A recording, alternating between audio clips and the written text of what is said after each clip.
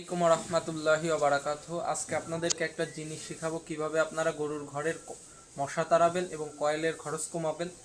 তো তার জন্য আমরা যে কাজটা করে থাকি বা আপনারা করবেন সেটা হচ্ছে সোমিলের যে করাতের ভুসি থাকে, এই ভুসিটাকে একটু রোদে দিয়ে শুকিয়ে নেবেন। যদি ভিজা থাকে তো স্টিলের পাত্র এক্ষেত্রে ব্যবহার করবেন অবশ্যই, তা না হলে আগুনের ঝুঁকি থাকে।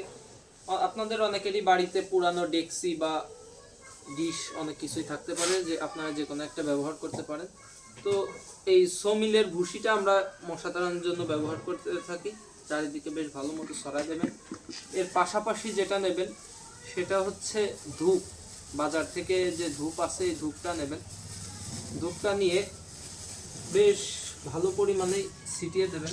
এটার দাম বেশি না, আমি এটা আনছি বেশ, এই যে অনেকখানি 20 টাকার 100 গ্রাম ধূপ নেছে। এতে মোটামুটি তাদের 1 মাস কাভার হয়ে যাবে। উপর দিয়ে কিছুটা ধূপ ছিটাই দেবেন। ধূপ ছিটাই দিয়ে মশার যে কয়েল আছে, আপনারা যেটা সমস্যা হয় এই ভুসিতে আপনারা আগুন জ্বালাতে পারেন না, সেক্ষেত্রে যে মশার কয়েল, সামান্য একটু কয়েল নিয়ে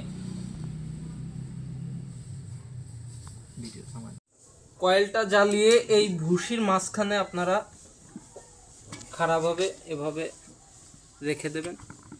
এই যে কয়েলটা দিলেন, এই কয়েলটা পুড়ে শেষ হতে হতেই এই ভুসিতে যে আবার আগুন ধরে যাবে। তো ধূপের এবং এইভাবে কয়েল ব্যবহার করে আপনারা এভাবে গরুর ঘরে মশা তাড়াতে পারেন। ধূপটাকে অবশ্যই ভালো মতো গুঁড়া করে নেবেন। তো ইনশাল্লাহ এভাবে যদি আপনারা করেন, খরচ খুবই কম। তো আপনাদের গরুর ঘরের মশা দূর হবে এবং কয়েলের খরচও বাঁচবে। আসসালামু আলাইকুম ওয়া রাহমাতুল্লাহি ওয়া বারাকাতুহু।